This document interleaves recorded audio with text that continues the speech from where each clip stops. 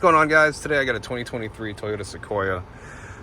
Today we're going to check the cabin filter on this car, or I'm going to show you how to check your cabin filter on this car.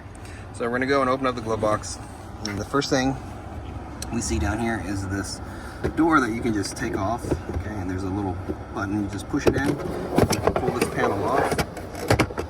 I love doing the cabin filters on these, they're super easy. And the cabin filter is located in this box right here, and all we have to do is squeeze these clips on the sides, and then we can take the cover off. I just noticed right here on the left side, we go to put this back, the left side goes in first, like this, and then we'll just snap this back. Okay? Now, the cabin filter is held in a holder, a plastic holder that we will reuse. That all we do is change the element, okay? Just like this. Now, this car is like super new, so we're not changing the cabin filter today in this one. But yeah, you'll just get the element and make sure that you install it correctly, okay? This one right here says up, just you know, do the same thing. All right, if you need a filter, check out the description box below. There's gonna be a link for the part number, and take it to Amazon where you can buy a new filter if you want one.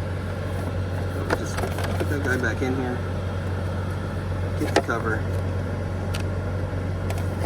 replace it, snap it back on, and then